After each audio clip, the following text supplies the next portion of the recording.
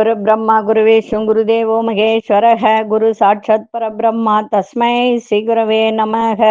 கடவுள் அருள் TV YouTube channel நேயர்களுக்கு யோக பிருந்தாவின் வணக்கங்கள். இந்த கோவிலில் பிச்சை எடுப்பவர்களுக்கு பணம் கொடுக்கலாமா வேண்டாமா அப்படின்ற ஒரு பதிவு தான். ஏன்னா எதுக்கு நான் சொல்ல வரேன்னா, இப்ப நீங்க கோவிலுக்கு போயிட்டு சாமியெல்லாம் கும்பிட்டுட்டு புண்ணியம் வேணும் அப்படின்னு தான் நீங்க கேட்டுட்டு வரீங்க. இப்போ கோயில்ல போய் நீங்க சம்பாதித்து வருவது என்ன? மகா புண்ணியம். ஏன் அதை வெளியே வந்தவுடன் இந்த நம்ம பிச்சைக்காரர்கள் சொல்லக்கூடாது, அது ரொம்ப தவறு. யாசகம் கேட்பவர்கள் அப்படி நம்ம வச்சுக்கலாம், சரிங்களா? ஏன்னா இந்த வார்த்தையை நம்ம யூஸ் பண்ணக்கூடாது. யாசகம் கேட்பவர்கள் யார் என்றால் சனி பகவானுடைய அம்சம். நல்லா புரிஞ்சுக்கோங்க. நீங்க கோயில்ல போயிட்டு மகா புண்ணியத்தை சம்பாதித்து வெளியே வந்தவுடன் யாசகம் கேட்பவர்கள் அவர்கள் யார் என்றால் சனி பகவானுடைய அம்சம்.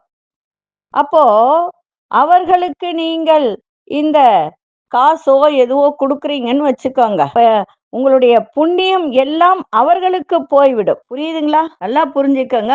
நீங்க யாசகம் கேட்பவர்களுக்கு உதவி செய்றீங்க அப்படின்னா கோயில் உள்ள போகுவதற்கு முன்பு இதை செஞ்சுட்டு உள்ள போங்க. இப்போ உங்களுக்கு அது சிறப்பா இருக்கும். இன்னொன்னும் சொல்றேன், யாசகம் கேட்பவர்களுக்கு நாம் கொடுத்தால் அவர்களை இன்னும் ஊக்கப்படுத்துவதாக தான் அர்த்தம்.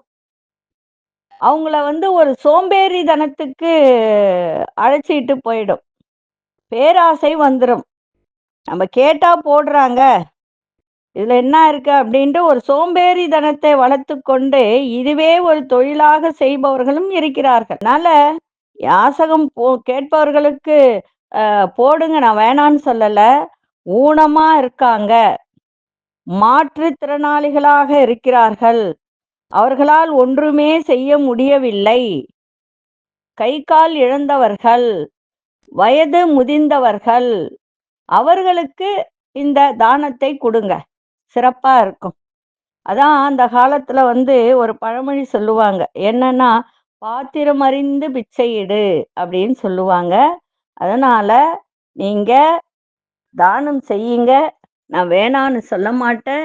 கோயில் உள்ள போய் சாமியை கும்பிட்டுட்டு அங்க இருக்கக்கூடிய புண்ணியத்தை நீங்க வாங்கி கொண்டு வரும்போது நீங்கள் செய்கின்ற தானத்தால் உங்களுடைய புண்ணியங்கள் அத்தனையும் அங்கு சென்றுவிடும். நீங்க சாமி கும்பிட்டதுக்கான பலனே கிடையாது, சரிங்களா? இதை ஞாபகத்துல வச்சுக்கிட்டு செய்யுங்க. கடவுள் அருள் டிவியை பார்த்தமைக்க நன்றிகள். மேலும் இது போன்ற தகவல்களை தெரிந்து கொள்ள கடவுள் அருள் டிவியை சப்ஸ்கிரைப் செய்யுங்கள். மறக்காமல் பெல் ஐக்கானை கிளிக் செய்யுங்கள்.